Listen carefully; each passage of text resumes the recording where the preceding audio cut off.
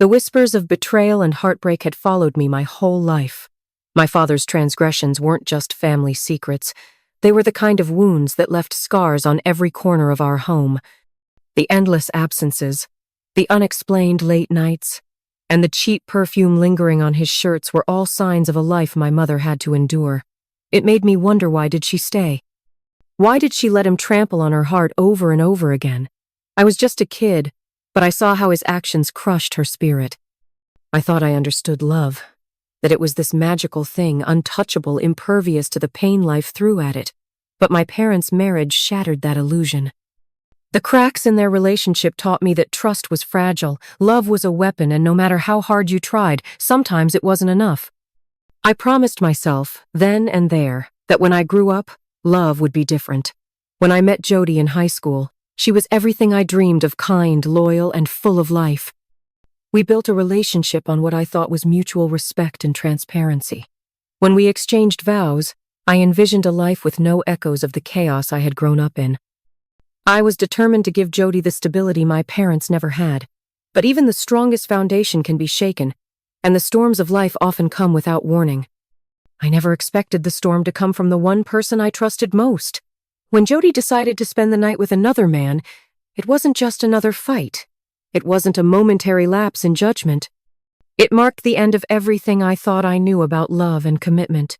She assumed I'd let it slide, that the thrill she was seeking would mean nothing to me. Maybe in her mind it was a fleeting mistake, but to me it was a betrayal that unraveled the very fabric of our marriage. The day everything changed, I was sitting at my desk, sipping my coffee, reflecting on the past. I thought about how Jody and I met, how we dated through high school, even when we were briefly with other people, always coming back to each other. I thought about our vows and our shared dream. That's when my phone rang. It was a number I didn't recognize, but something told me it wasn't just another scam call. I answered. "Hello?" A man's voice came through. "Mr. Taylor?" I froze, the blood draining from my face. "Yes, this is Trey Taylor. Who's this?" The man didn't introduce himself first. He got straight to the point. "I'm Michael Hamilton, a colleague of your wife. I need you to meet me this afternoon. There's something you should know." His words had a chilling finality to them. "Is she okay?" I asked, the concern creeping into my voice. "She's fine," he replied. "But I think you should know what's been going on." Confused, I agreed to meet him. He wouldn't say anything over the phone, but something about his tone made me believe that whatever he had to say, it wasn't good. I met him at a restaurant that afternoon. We walked together toward Central Park, and that's when he dropped the bombshell. "Your wife has been spending a lot of time with a man named Stan Morrison at work," he said. "They go to lunch together every day, and today, they were talking about their plans for tomorrow night dinner at the Hilton, followed by dancing. Then, they were going to spend the night together." I stopped in my tracks, my mind racing. "Are you saying they're sleeping together?" "Yes," Michael confirmed. "She's shopping for clothes for the night right now." My stomach sank. The world seemed to spin around me. "Why are you telling me this?" I asked, barely able to keep the tremor from my voice. Michael's face hardened. "I've been married for 9 years. I've been through this before. The legal system screwed me over, and now I'm trying to help someone avoid the same fate." That was it. The truth was out. And the truth was, Jody wasn't the woman I thought she was.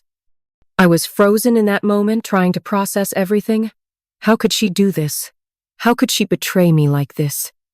I thought about my own childhood and the pain my mother went through, watching my father's affairs unfold. I couldn't believe Jody would do the same thing, especially after everything I'd been through. But if Michael was right, then I didn't know Jody at all. That night, I confronted her, but I couldn't let her know I knew everything. I had to stay calm, to act like nothing had changed. I needed more proof, and I had to make a plan. So, I hired a private investigator to follow her every move.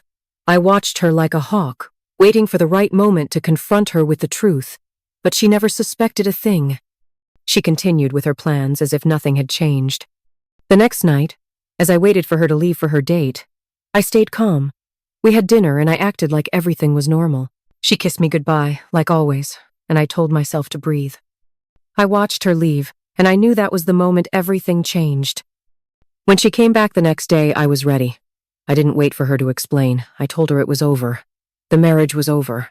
She tried to talk me into taking her back, but I knew I couldn't. I had no choice but to let her go. I made sure she had nothing left. I packed up her things, emptied her closet, and even took her personal documents. I didn't want her coming back.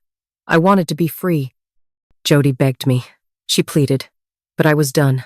She had made her choice, and so had I. I'd gotten my revenge not by hurting her, but by taking control of my own life. I wasn't going to live in the shadow of betrayal anymore.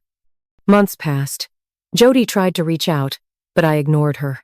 I focused on rebuilding my life, finding peace in the chaos she left behind. And as I moved on, I realized that sometimes revenge isn't about punishing the person who wronged you. It's about reclaiming your own life, your own happiness. It's about finding the strength to walk away. Jody never came back, and for the first time in years, I was finally free.